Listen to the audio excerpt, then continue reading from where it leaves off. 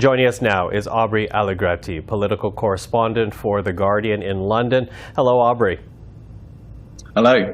So thank you for joining us. Obviously, Rishi Sunak is now the Conservative leader, but not yet the Prime Minister. Can you go over the transition of power and what we know so far about the next few days?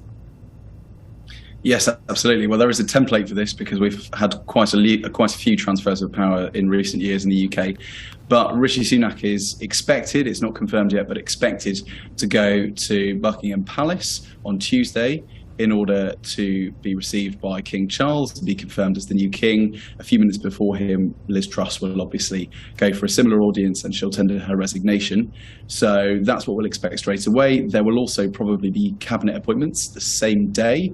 There is a looming fiscal event on the 31st of October on Halloween, which the government is probably very keen to stick to, and there's a lot riding on in terms of market stability. So I imagine Rishi Sunak will want to get all of his policies kind of ready, all of his ministers in place so that he can meet that deadline and be ready for the big fiscal event on the 31st of October. The 31st being this fiscal update from the government. But, you know, Sunak, in the brief statement that he made today, he does acknowledge that the country faces some huge challenges. Talk to us about the tough times ahead that he seems to be referring to. What kind of road lies ahead for Britons under a Sunak government?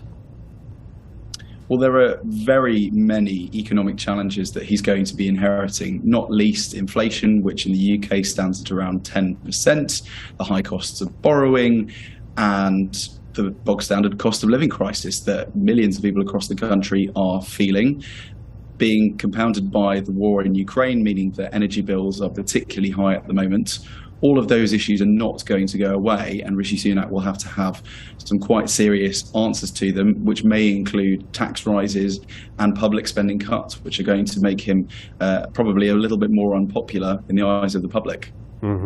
Now, he is the third Tory leader, soon to be the third Prime Minister this year alone. You talk about the tough policies that are expected from him and how that might affect his popularity. I'm wondering less about the popularity amongst the general public, but more within the caucus itself, within the Tory party. Is Sunak here to stay? Well, we all thought Liz Truss might be, and Boris Johnson before her, and maybe even Theresa May before that, so it's hard to predict with any certainty. However, there is a deep desire from most Conservative MPs to stop becoming what they think are stars in a sort of long-running political soap opera, and they would really like it if somebody could sort of come in and steady the ship, which is exactly what Rishi Sunak is designed to do.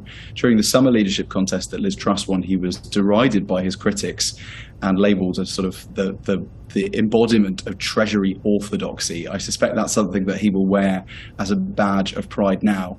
But speaking to Conservative MPs today, I ask much of them the same question. Do you think the Conservative Party will pull itself out of this spiral of disunity? And the answer you get is not a resounding yes. Usually it's, it can, I hope so, or it has to. Whether or not it actually will, we'll have to wait and see. Now, he has basically said no to holding an election, which opposition Labour have been demanding of him, essentially trying to get a mandate from the people directly. Can he continue to resist that call, do you think? Well, the Prime Minister in this country has the power to call a general election pretty much whenever they want, and there are at least another 2 years until the deadline for that is reached. I think the final point it could possibly be called is January 2025, so a very long way off.